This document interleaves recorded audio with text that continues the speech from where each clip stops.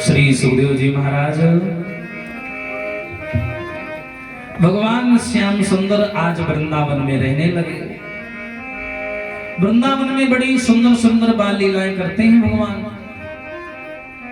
कहते हैं सने सने बड़े होने लगे हैं। भगवान कृष्ण ने क्या किया, यमुना के नजदीक रहने वाले उस कालिया नाग का मान मर्दन किया। उसे नाथने के बाद में भगवान श्याम सुंदर वृंदावन के एक राजनेता, एक युवा नेता के रूप में उभरने लगे। जहां से भी निकलते हैं चार लोग सम्मान करते हैं, अरे कन्हैया आ जाओ, बैठो आके थोड़ा माखन खा लो फिर जाना। इतना प्यार से सब लोग बोलते हैं, सम्मान करते हैं, क्योंकि स्वयं तो रक्षा करते ही भगवान अपने घर की और उस पूरे वृंदावन की, उस पूरे परिवार की, ग्वाल परिवार की रक्षा करते हैं। सने सने समय बीता। एक बार की बात है, भगवान कन्हैया ऐसे ही विराम कर रहे थे कि कदम के पेड़ पर बैठे। कुछ गोपियां आ गई, पेड़ के नीचे खड़ी हो गई और चिल्लाने लगी, श्याम एक बात बोले। हाँ बोलो। याद करो जब आप त्रेता युग में राम बनकर के आए थे जनकपुरी में, माता सीता के साथ आपका विवाह हुआ था। हाँ, तो जब हम गोपियां कोई रिश्ते में आपकी साली लगती थी, कोई कुछ लगती थी, हमने आपके साथ थोड़ा हंसी मजाक करना चाहा, और आपने ये कह करके मना कर दिया कि ना भाई मैं तो राम हूं, मैं ये सब नहीं कर सकता। अगली बार द्वापर युग में कृष्ण बन करके आऊंगा तो जो कहोगी ना लीला सब मैं करूंगा। इसलिए इस बार कृष्ण बन के आए हो, हम गोपियों की आस कब पूर्ण करोगे? कन्हैया बोले हाँ हाँ क्यों नहीं, एक काम करो हम बताएं। अभी समय नहीं है और अभी कोई तैयारी भी नहीं हुई। जब सारी तैयारियां मेरी ओर से पूर्ण हो जाएंगी तो मैं बंसी बजा के बुला लूंगा। गोपियां बोली वो तो तुम रोज बजाते हो, हम कैसे जानेंगे कि तुम बंसी हमारे लिए बजा रहे हो? कन्हैया बोले मैं तुम्हें बताऊं, अब की बार मैं जब बजाऊं तो ये सोच लेना कि तुम्हारे लिए बजा रहे हैं और तुम सब आ जाना। अब गोपियां तो चली गई। भगवान कन्हैया ने सोचा कि मुझे जीवन में बहुत बड़े बड़े काम करने, एक काम करता हूं, पहले मैं गोपियों का काम पूरा कर देता हूं। कन्हैया ने देर नहीं लगाई, योग माया को बुलाया और योग माया से कहा एक काम करो। क्या? योग माया से कहा इन माताओं की व्यवस्था करो बैठ कर।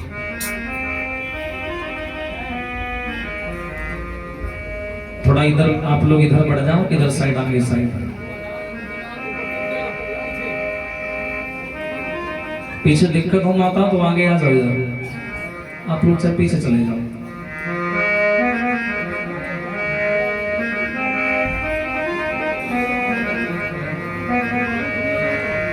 भगवान श्याम सुंदर ने विचार किया कि मुझे जीवन में भी बहुत बड़े बड़े कार्य करने हैं अपने जीवन में,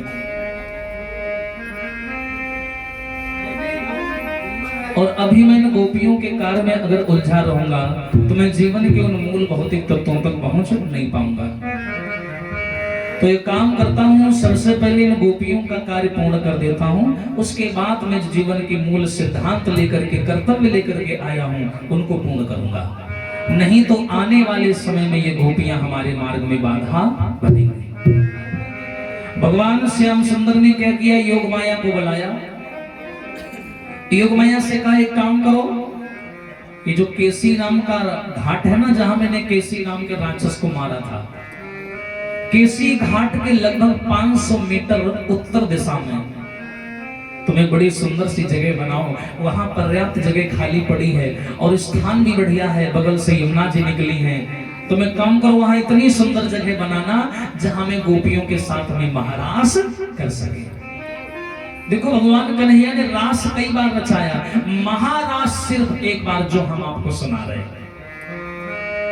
योग माया गई, जाकर के बड़ी सुंदर जगह बनाई, भगवान को सूचना दी प्रभु जगह तैयार है।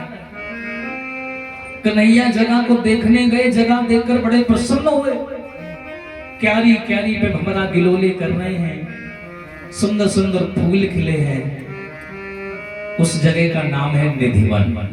वृंदावन जाते होंगे घूमने, केसी घाट है बगल में, वही है 500 मीटर की साइड में, राइट साइड में निधिवन।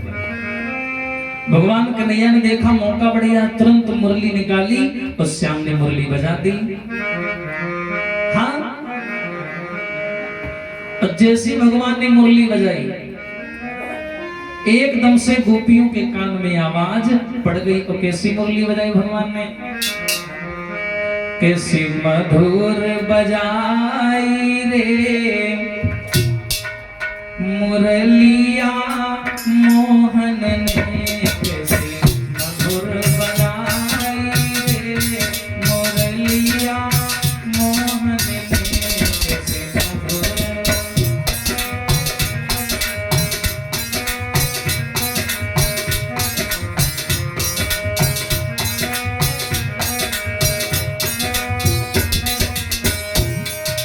कन्हैया ने बंसी निकाली बजाई।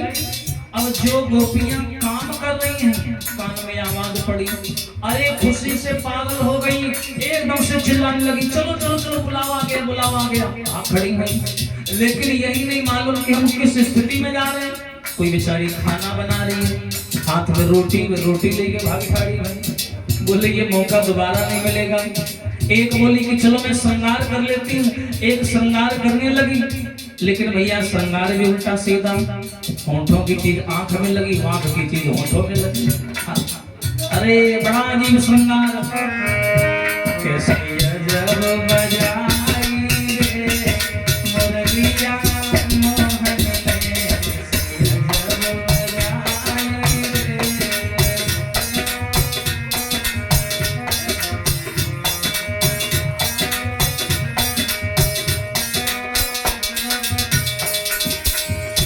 कितनी अजब बजाई है भगवान ने। और करे श्रृंगार गोपियां ढाई, करे श्रृंगार और उल्टे सीधे हरे साज बनाई, उल्टे और कछु समझ न पाई रे। इतना मुरली की धुन में खो गई, कुछ जान ही नहीं पाई। अब इनके पति आ गए, इनके पतियों ने क्या किया, इनको कमरे में बंद कर दिया। आज कनाड़ा खड़ा बोले मर गई, फांसी लगा ले, हमका जान देखो।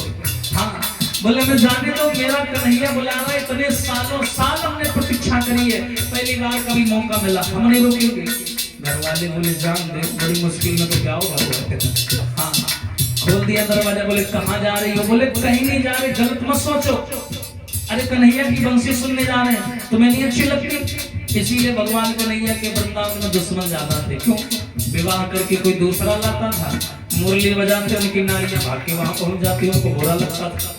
एक कारण है कछु समझ न पाई रे मुरलिया मोहन की, कैसे अजब बजाई रे।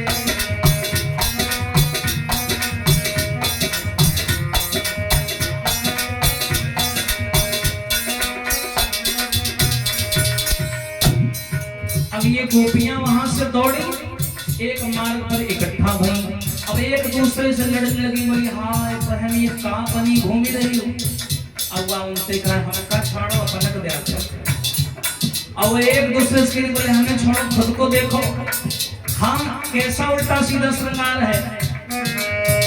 और ये गोपियां भाग करके आई कहाँ, यमुना किनारे दौड़ी के आई, यमुना किनारे दौड़ी के आई, ओ दौड़ी के आई, हो यमुना किनारे दौड़ी के। और जब ये दौड़ के आई तो ये काम वासना में थे, कामदेव इनके ऊपर सवार थे। और जिस मनुष्य के ऊपर कामदेव सवार होते हैं उन्हें हमारे गोपाल जी नजर नहीं आते। जबकि कन्हैया महाराज कर रहे हैं गोपियों के लिए, और गोपियां पहुंच भी गई, फिर भी उनको श्याम दिखाई नहीं दे रहे हैं। बंसी बज रही है, बंसी की धुन सुनाई दे रही है, पर बजाने वाला नजर नहीं आ रहा है। क्यों नजर नहीं आ रहा? क्योंकि इनकी सोच गलत है, काम वासना सवार है गोपियों के ऊपर, पतियों से लड़ करके आई है, इसलिए भगवान को ये पसंद नहीं आया। अरे नजर न आए मुरली वाले, नजर न आए,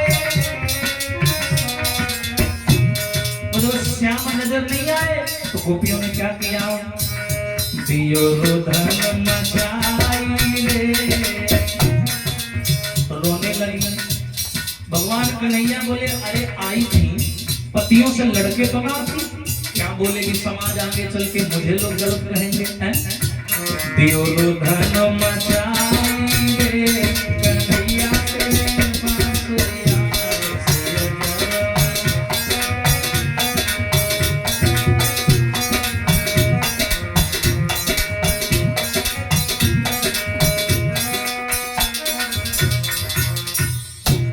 गोपियां आई यमुना किनारे, देखा बंसी बज रही, बजाने वाला नजर नहीं आ रहा, गोपियां रोने लगी।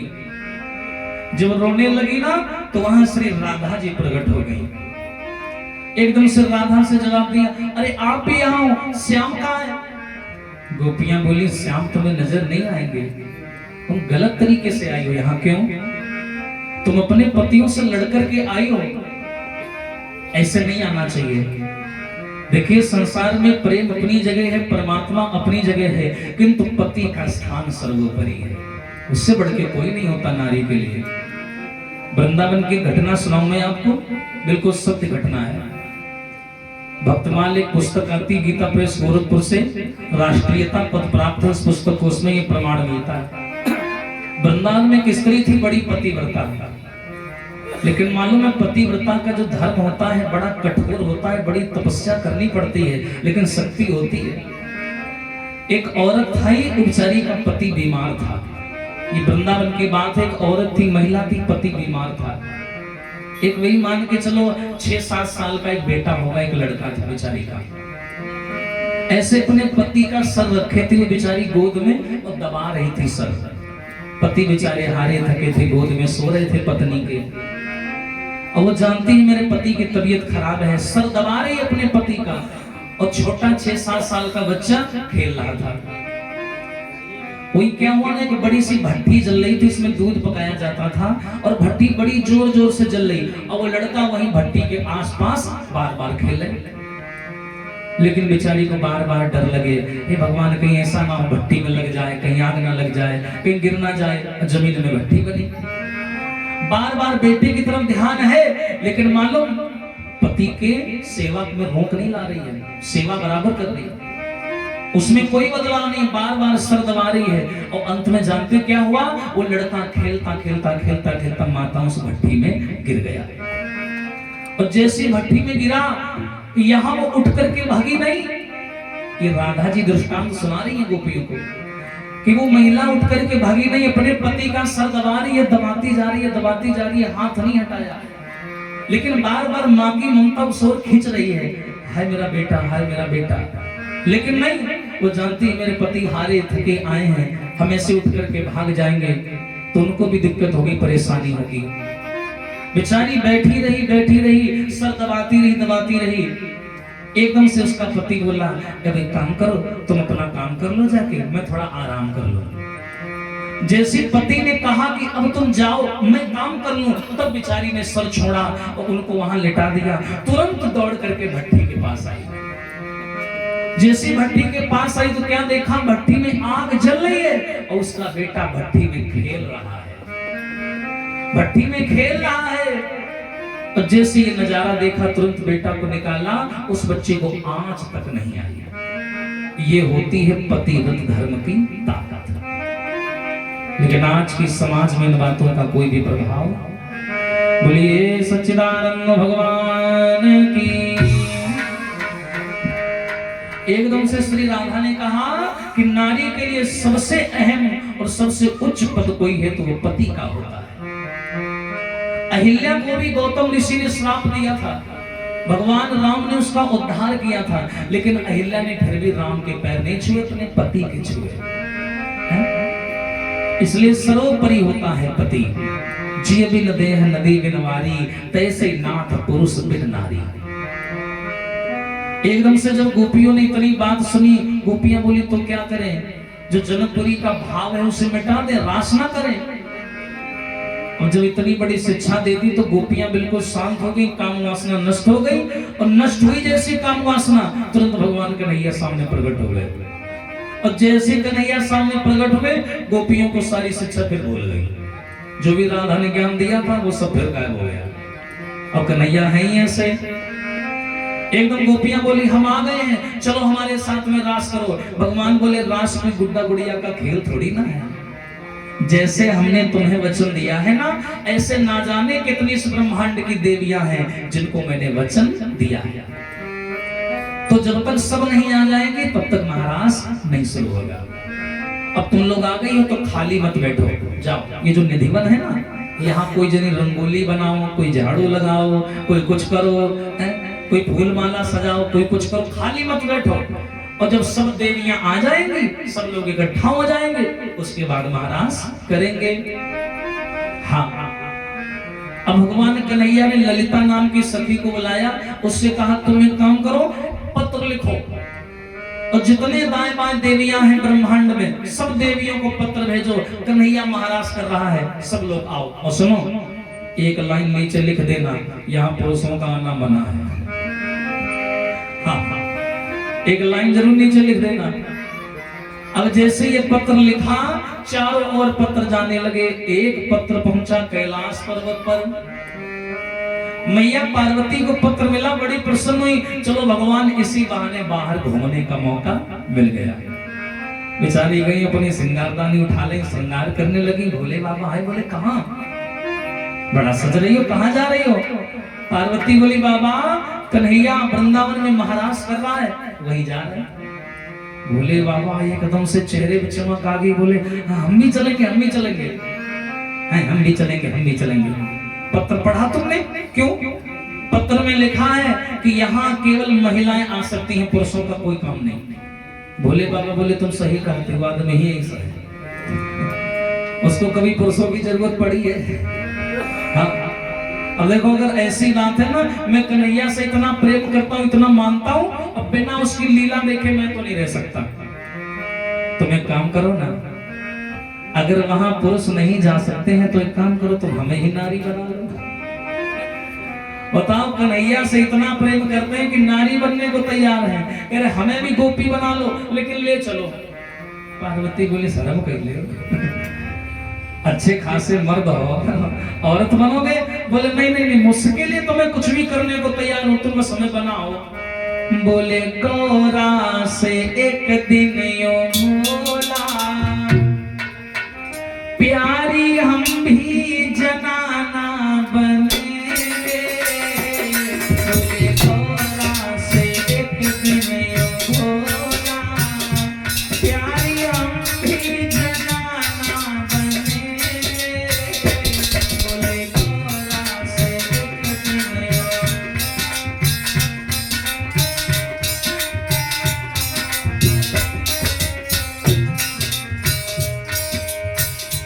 बोले गौरा से एक दिन यूं बोला, प्यारी हम भी जनाना बनेंगे।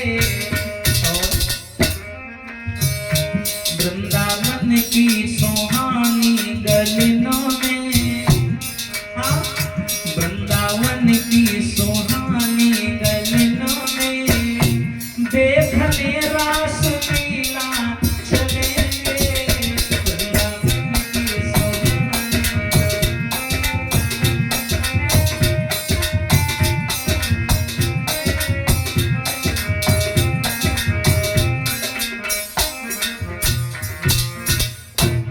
ऐसा करो पार्वती जी, हमें भी नारी बना लो, लेकिन ले चलो।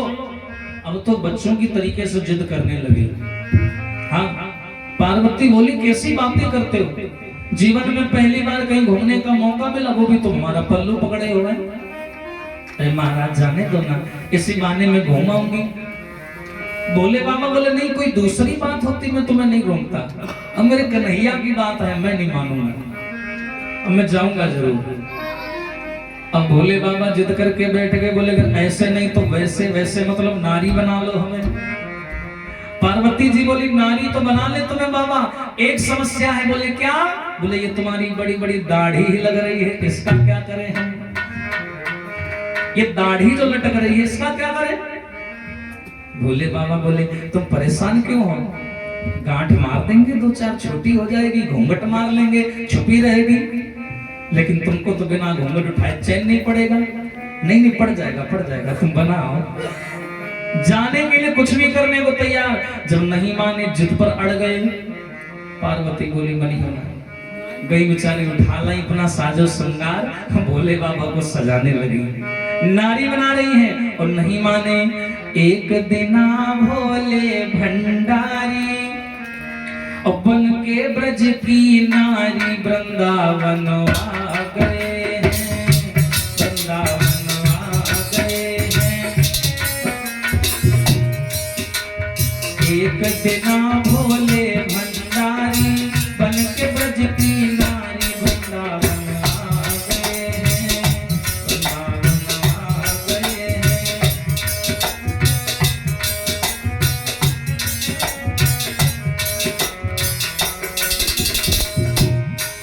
अरे पार्वती भी मना के हारी, माने नहीं त्रिपुरारी, वृंदावन आ गए हैं, वृंदावन आ गए हैं।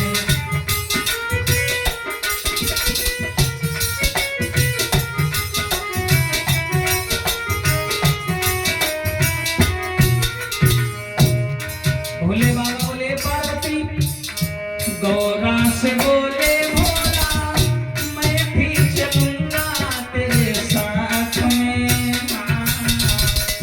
रासो रचावे मोहन, चल के देखूंगा तेरे साथ में। अरे रास रचो है कुंज बिहारी, हमें दिखा दो प्यारी, वृंदावन आ गए हैं, वृंदावन आ गए हैं।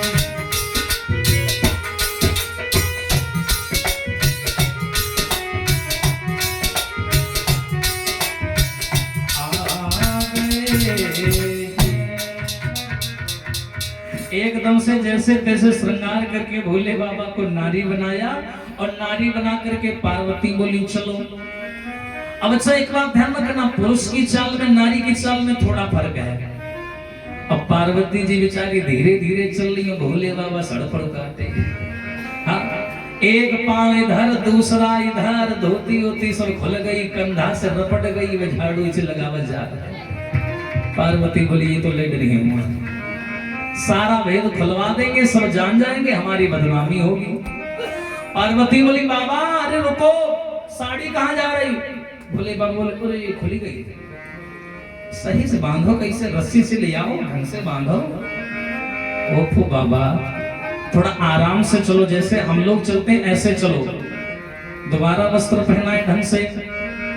पार्वती बोले ऐसा करो, हम आगे आगे चल रहे, तुम हमारे पीछे पीछे आओ, और जैसे जैसे हम चले हमें देखते जाना। अब पार्वती धीरे धीरे चले, भोले बाबा बोले तब तो 2-4 महीना पहुंचे। हाँ बोले नहीं नहीं, नहीं पहुंच चलेंगे, ऐसे चलो, नहीं तो वस्त्र खुल जाएंगे, भेद खुल जाएगा। और सुनो बाबा, तुम्हारे हाथ जुड़ रहे हैं, वहां दुनिया भर की देवियां आएंगी, तुम शांत रहना। भाई हाथ दादा खुरपाई से बाहर न निकाले, हाँ नहीं तो हमारी बेइज्जती हो जाएगी, समझे, इतना हमारी बात मान लेना। बोले बाबा बिल्कुल टेंशन ना लो, कोई कुछ नहीं जान पाएगा, आराम से चलो। अच्छा पार्वती बोली वहां हम जाएंगे, आराम से जाकर के इनको कहीं कोने में बैठा देंगे, हम अपना देखेंगे, चुपचाप चले आएंगे। लेकिन पार्वती को क्या मालूम, वहां की सिक्योरिटी बहुत भैया टाइट। अब पार्वती लेकर के आई, वहां एक लंबी लाइन लगी वृंदावन में, निधिवन के किनारे, एक से एक सुंदर देवियां लगी लाइन में। पार्वती ने एक लड़की से पूछा क्या बहनी लाइन कैसी लगी? उसने कहा अरे आपको नहीं मालूम, आगे चेकिंग हो रही है, चेकिंग। कैसी चेकिंग? अच्छा पार्वती को अपनी चिंता तो है नहीं, चिंता उनकी जो पीछे खड़े हैं भूत भावन। हाँ पार्वती बोली कैसी चेकिंग? बोले वहां एक ललिता नाम की सखी बैठी है, वो सबसे पूछताछ करती है, और उसके बाद में जो सटीक पता मिलता है तभी अंदर जाने देती है। पार्वती बोली हे भगवान तुम्हें रक्षा करो, पता नहीं क्या होगा। पार्वती की लाइन में लग गई, लेकिन धुकधुका चल रहा है। और जैसे पार्वती का नंबर आया, ललिता नाम की सखी ने पूछा क्यों, कहां से आई हो? पार्वती चौंकी, कैसे पूछ रही? आपसे पूछ रहे हैं, आपका ही नंबर आया है। हम कैलाश पर्वत से आए हैं। ओहो, भोले बाबा की पत्नी हो? हाँ हाँ हाँ, सही पहचाना। तो चलो अंदर चलो, पहचान गए। बेचारी अकेले हुए तो चली जाए सरसराए। कैसे चली जाए? गांठ जुड़ी है, पीछे खड़े हैं एक जने और। हाँ, एकदम से पार्वती बोली, क्या? एकदम से बोली, बहना अंदर जाए? बोले हाँ अंदर जाओ। पार्वती आई भोले बाबा के पास, बोली ये बताओ, हम तो बता दे हैं कि हम तुम्हारी पत्नी हैं, तुम कहीं की हो, क्या बताओगे तुम? भोले बाबा बोले, तुम्हें संभालो, तुम वैसे भी तेज हो, अब तुम संभाल लो ना। अरे हम कैसे संभाले, तुम बताओ ना कुछ। भोले बाबा बोले, हमारी आवाज है कड़क मोटी है, बेस है, तुम ट्रेवल वाली हो, तुम बताओ। हाँ, जो ये शब्द बोले हैं एकदम से पार्वती सामने आई। एकदम से ललिता बोली, क्यों मैया, तुमको तो पहचान लिया, तुम भोले बाबा की पत्नी हो। ये तुम्हारे पीछे लंबी लंबी खड़ी है, ये कौन है? इनका क्या नाम है? पार्वती बोली, ये? हाँ जल्दी बताओ, समय हो रहा है, और पीछे देखो गोपियां लगी हुई हैं। तो पार्वती का बोली, ये जो हमारे पीछे खड़ी है कोई और नहीं है, ये है गणपति की मेहरिया, मानो री सही। गणपति की मेहरिया, मानो री सही।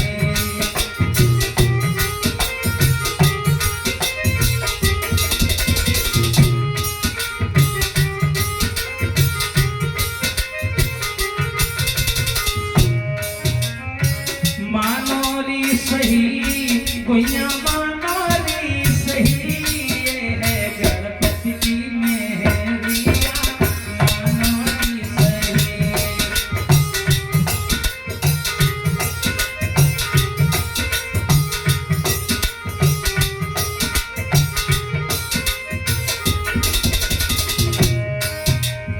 अरे ये कोई और नहीं है, ये हमारी बहुरावा है, बहुरावा। हाँ, हम जब तैयार हो रहे थे ना, तो ये पीछे से आई, बोली मैया मैया हम हो चले, तुमका बिटिया चलो, तू यूं संगे चली आई। ललिता बोली, मैया तुम्हारे खानदान के बारे में इतना तो हम भी जानते हैं, तुम्हारे गणेश जी तो इतने छोटे हैं कि 1 हाथ की लंबाई है उनकी, और बहू तुम्हारी 5-6 हाथ लंबी है। ये सिस्टम नहीं समझ में आया। बोले तुमको क्या बताएं? प्रेम विवाह है, प्रेम विवाह। अच्छा अच्छा, तो ठीक, कोई बात नहीं। और देखो क्या बोली, कुछ दिन पहले कैलाश पर्वत लला करी सगाई,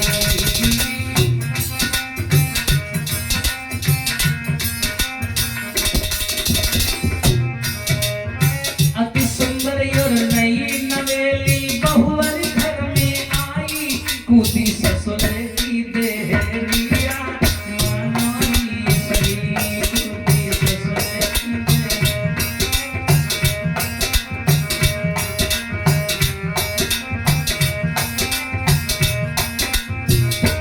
ये है गणपति की बहुरिया, मानो री सही।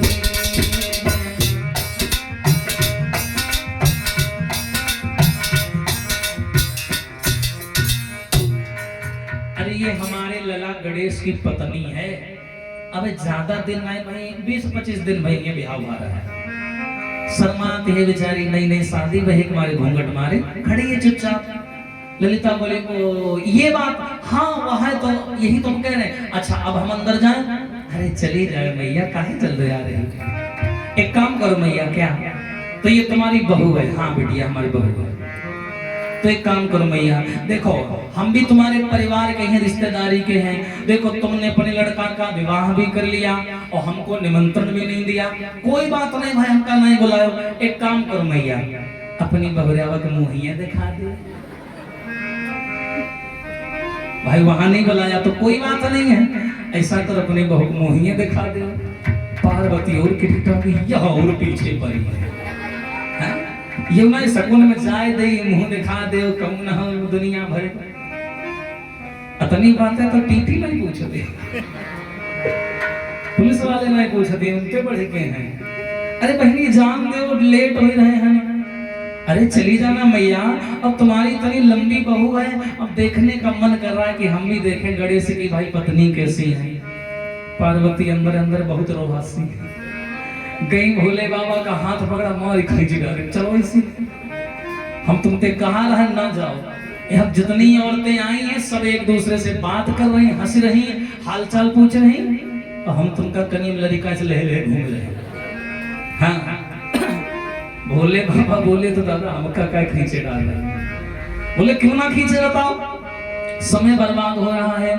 अब वो कह रही है मुंह दिखाओ, और तुम्हारा मुंह ऐसा अगर वह देख ली तो वह छोड़ के रजिस्टर काफी सारी सिक्योरिटी गार्ड वाली जितनी फीलिंग है सब नष्ट हो जाएगी। हाँ बोले बाबा बोले ना, जैसे पहले वाली लाइन बनाई रहा ऐसे फिर कोई बना ले। हाँ पार्वती सामने आई, बोली बहन जाने दो ना। ललिता बोली ना, बिना मुंह देखे नहीं जाने देंगे। एकदम भैया पार्वती बहाना बनाने, मुंह देखियो फिर में मुंह देखियो। नई नई शादी होती है, बहू घर में आती है तो मुंह दिखाई रुपया पड़ते ना है, तुम्हारे फिर ध्यान ला। बोले मैया यहाँ नहीं है, हाँ तो यहाँ नहीं है तो फिर मुंह देखोगी। 12 लाख रुपया लागे भी है, ऐसे है तो निकाली वसूली ऐसे है तो हुई, कैसे हुई।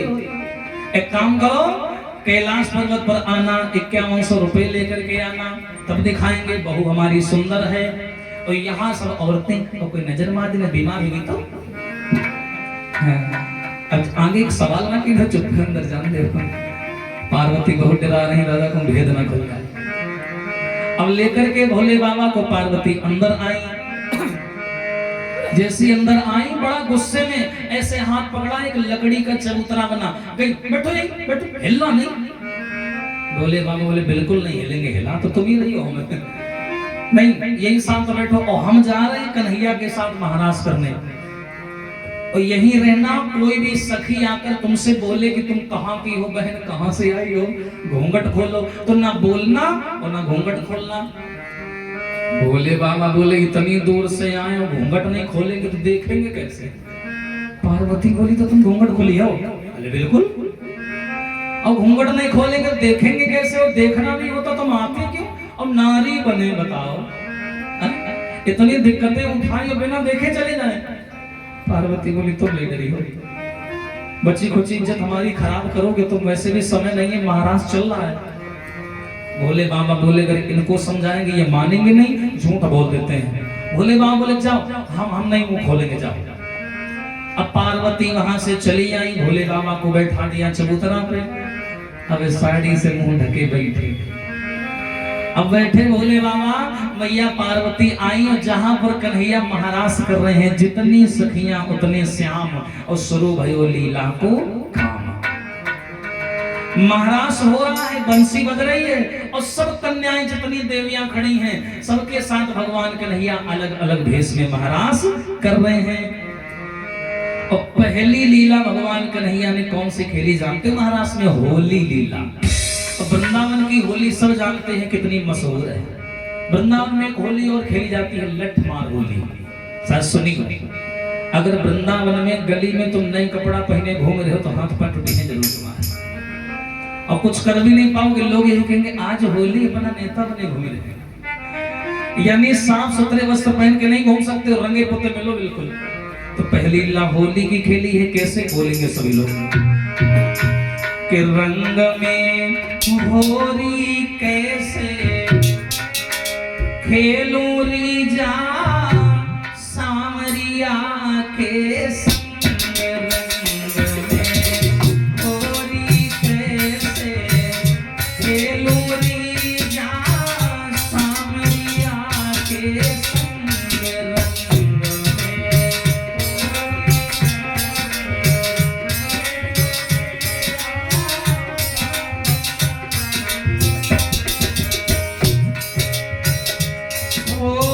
कोरे कोरे कलश मंगा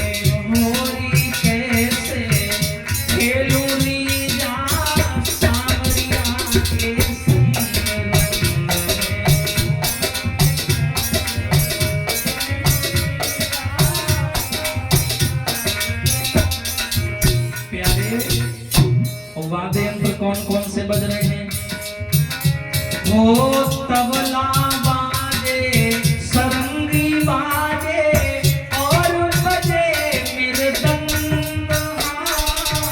तबला बाजे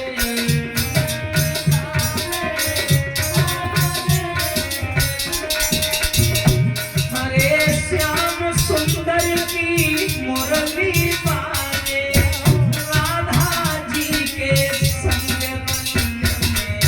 होरी कैसे खेलूरी ना सावरिया के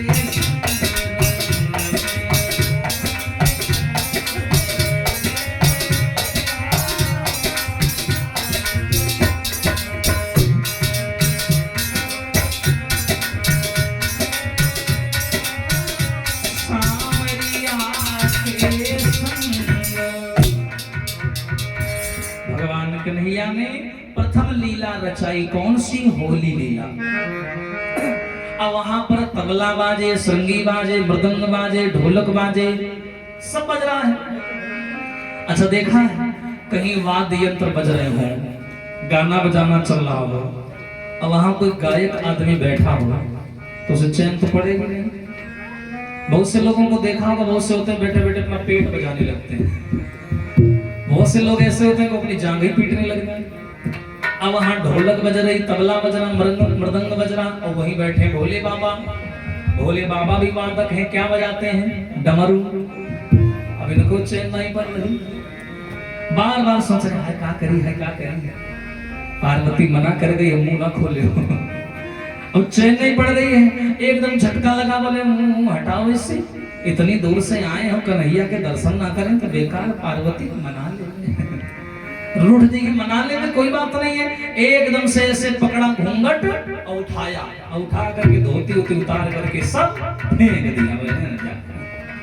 सब फेंक दिया और जैसे फेंका देखा बाहर बेचारी छोटी छोटी देवियां कन्याएं नाच रही थी एक दूसरे का हाथ पकड़ के। और ये बढ़ाई महाराज उठाए डमरू। अब नानी नानी बेटा जब मदद को भी पड़े। हाँ डमरू लेकर के कूद पड़े और इनका नाचे के लिए तनिक जगह तो चाहिए नहीं। इसी को शुरू करे तो घूमत घूमत बेचारे भी हम थी हमें। हाँ अब जैसे ये नाचे लड़कियां चिल्ला करके भगी वहां पर हाहाकार पड़ गया। पार्वती जहां नाच रहा है हाहाकार की आवाज सुनी बड़ा शोर हो रहा। पार्वती दौड़ के वहीं आई देखे धोती वैसी परी और बुढ़ाई ले डमरू मस्त। पार्वती कहा सही रहा तुम लग जा रहे हो। अब पार्वती ने पकड़ा हाथ और सब देवियां हंसे बोली मान गए तुमका भाई अकेले आई होती न कल आई। पार्वती बोली कह ले। हाँ अब लेकर के पार्वती चली आई। बोलिए सच्चिदानंद भगवान की। लेकिन भगवान की होली लीला जारी है। आइए ताली बजा करके एक बार फिर बोलेंगे कैसे होली लीला चल रही है। के सिर बांधे मोर और खेले होरी सिर बांधे मोर खेले होरी सिर।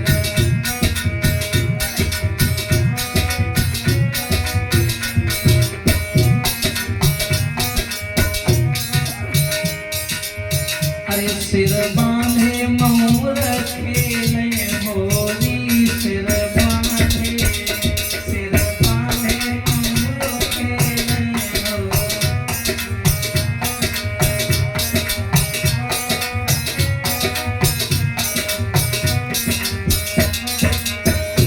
और कैसी कैसी होली खेल रहे हैं भगवान। अरे पहली होली अयोध्या में खेले।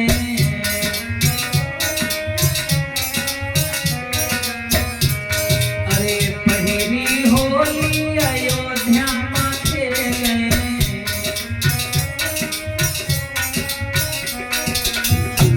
अरे राम लखन की बनी जोड़ी सिर बांधे मोर खेले हो।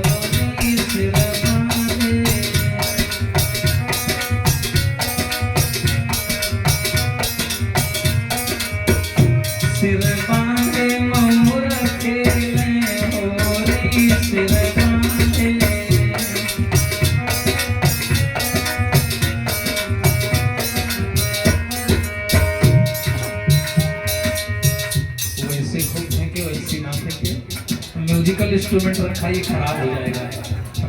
एक बार गिर जाएगी।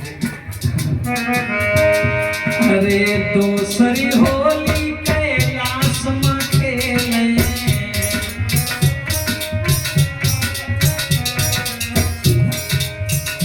अरे ये भाव का है, भाव का ले लो, मिल रहा है जिसे भी, हाँ, लेकिन थाड़े थाड़ा महिमा ना चला जाए।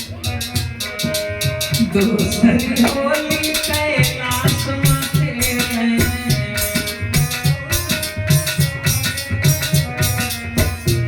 अरे गौरा शंकर की बनी जोड़ी, सिर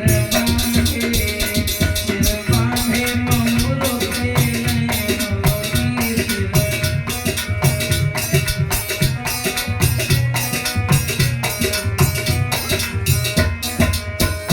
सिर बांधे ममरो खेले होली, सिर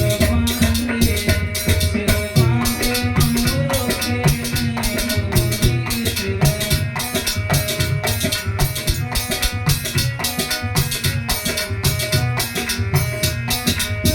और अरे तीसर होली वृंदावन में खेले,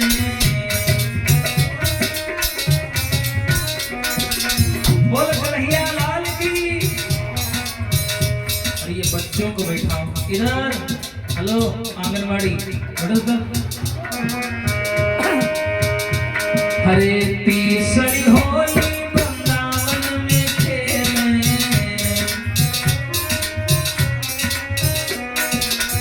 और अरे राधा कृष्ण की बनी जोड़ी, सिर बांधे ममरो खेले होली,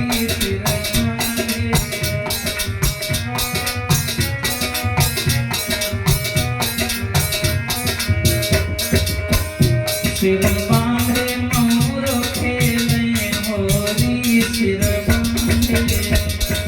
बांधे ममरो खेले, हरि बोल।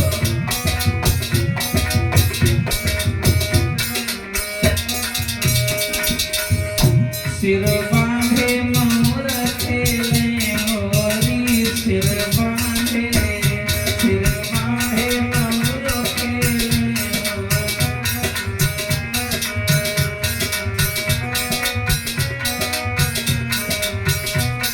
सिर बांधे। बोलिए सच्चिदानंद भगवान